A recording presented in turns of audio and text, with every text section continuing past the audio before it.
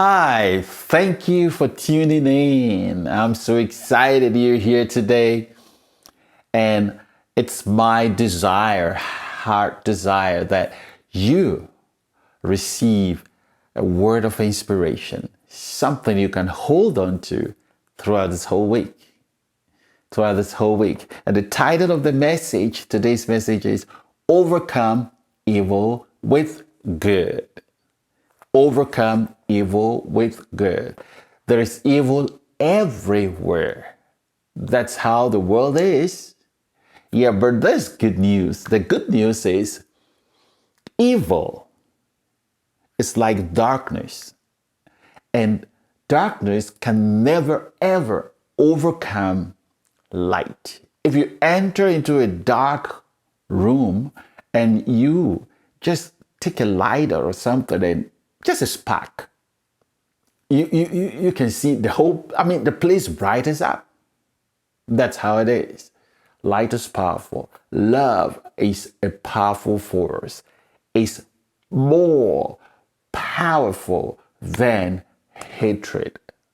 And so we going to see today that good has power over evil, but we have to know exactly how to use that force called good. So I'm going to read the first passage for us. The text is Genesis 50:20. But as for you, you meant evil against me, but God meant it for good in order to bring it about as it is today, to save many people alive. This is Joseph. And it's a very powerful statement he's making here. When he was 17 years, his own brothers of the same father, they wanted to kill him just because he shared his future vision with them.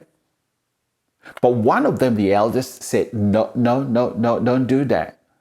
Our father is going to grieve till he dies.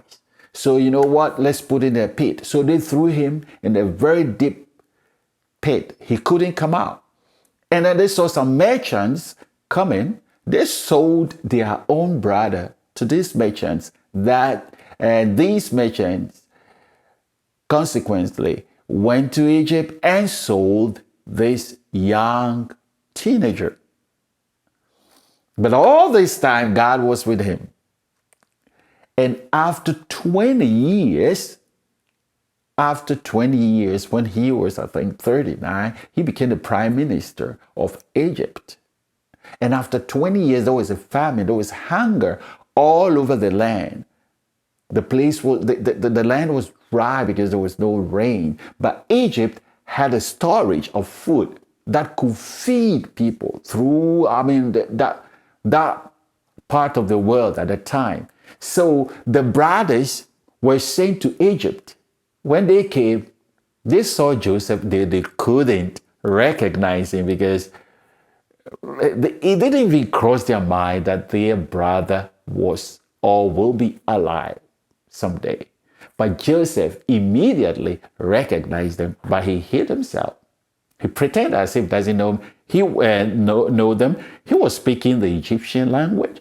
He knew the culture, and he was in charge of that business. Pharaoh has given him the veto power and authority. At one point, he revealed himself, and his brothers were startled. They were stunned. They looked at each other and thought, this guy is going to retaliate. But that was when Joseph made the statement. He said, you meant it evil. You meant this evil against me, but God meant it for good, because through this, he has brought me this far to save not only your lives, but people's lives. See how powerful it is? How powerful good can overcome evil. And Joseph is teaching us today.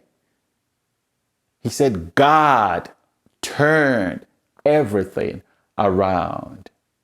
God turned everything around. Now let's go to another text, a couple of texts we're going to read today, and we will learn how to act, what we should do in order to see good triumphing over evil. And as we go to Romans chapter 12, verse 14, we see the key there that Paul, the apostle, is asking us to do. It's an action. He says, bless those who persecute you. Bless and do not curse. Woo! Wow.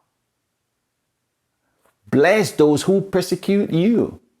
Bless and do not curse. Paul knew that our natural tendency is to curse. And he said, no, bless. And he continues and uses the same word, bless and do not curse. Because that's our normal reaction. The thought that comes into our mind is, oh, that's bad. 2, we are emotionally charged, and the next thing we do is act. But Paul is saying, no, don't act. And remember the sequence. Every action starts with a thought. The thought leads to an emotional uplifting that I would call feelings. So your thought, that will lead to feelings, and then your feelings, you begin to act by what you feel. I feel I need to act this way. But Paul is saying, pause, brother, sister, wait a minute. No, don't act. Just bless and not curse.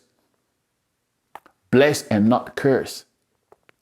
So how do I overcome this evil? Bless. It's as simple as that. I want to curse this guy. No, I bless you. May the Lord richly bless you. That's how it goes. That's how it goes. So these are some of the things God is teaching us through His Word.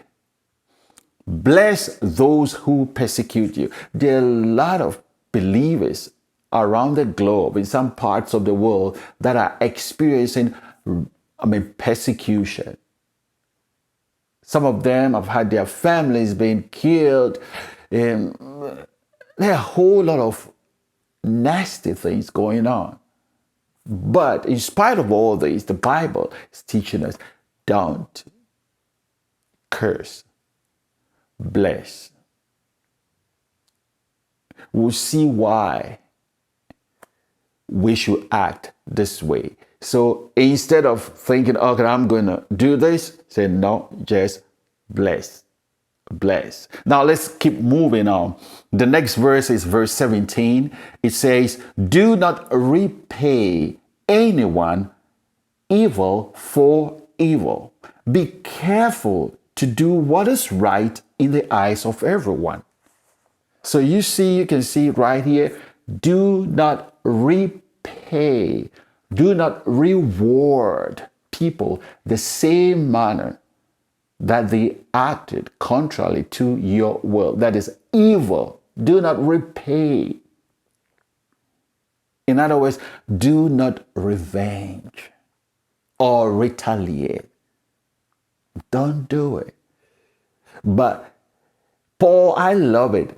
Do not do this. Then we see period. Then it goes on. Be careful to do what is right. In order to do the right thing, he says, be careful. In other words, just pause for a moment and think about the action you're going to take. Oh, yes. Yeah, I'm pumped up. Well, I'm charged. I'm going to act. Say, okay, you can act, but Before you do that,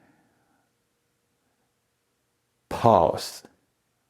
Be careful. Make a decision. Review what you've planned to do. Is it the right thing? If it's not the right thing, then stop. So he continues and he continues saying, be careful to do what is right. You see? Yeah, so sometimes when you are emotionally charged up, you want to do, you want to act, but later on you can regret. Say, oh my, if I had waited for just 2 seconds, things would have changed.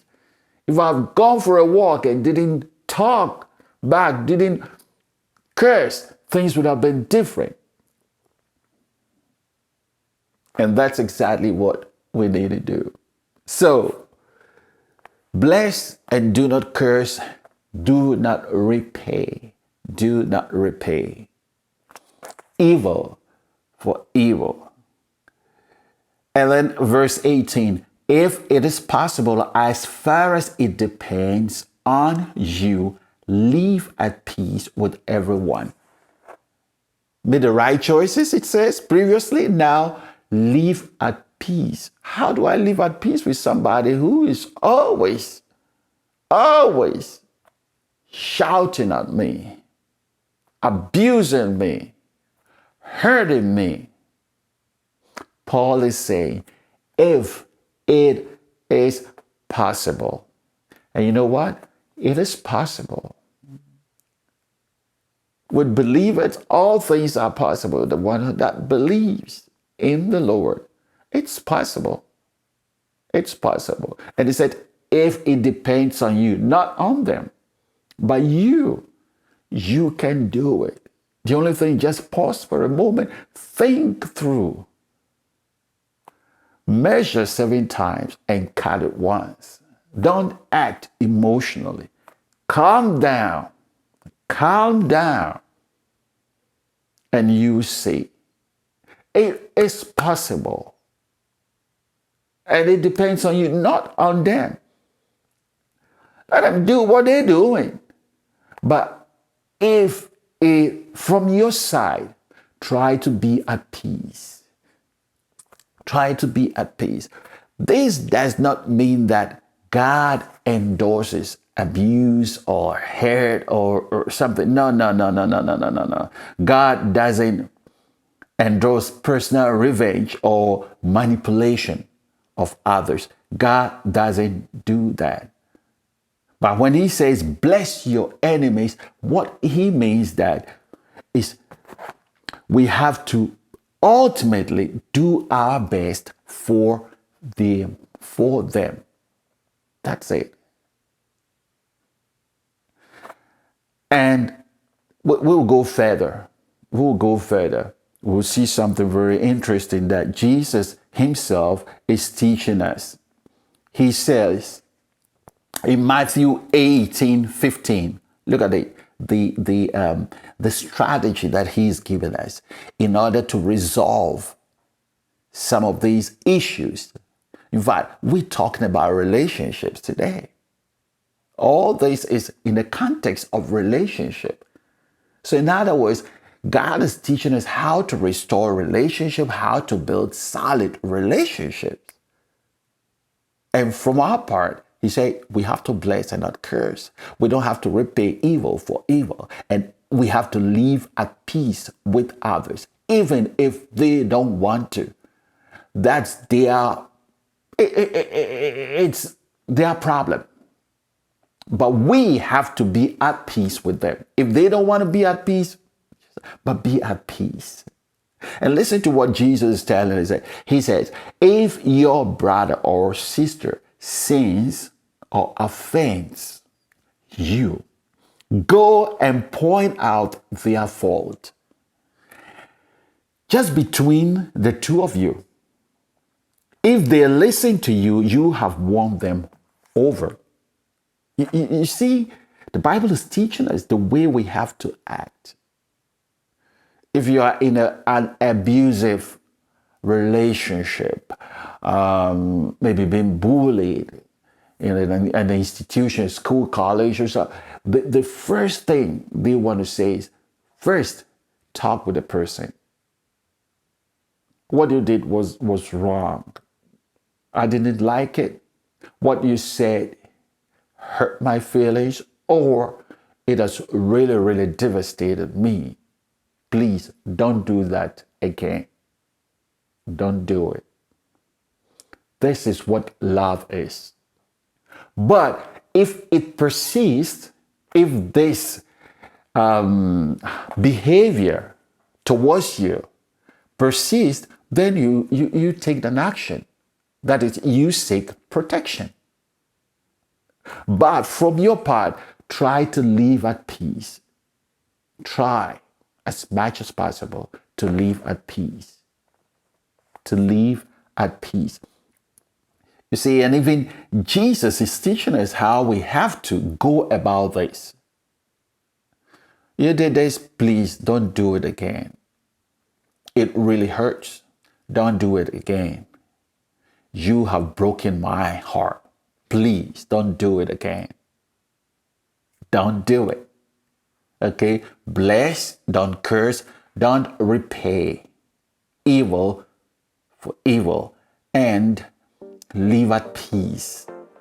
These are keys that help to restore relationship, build solid relationships.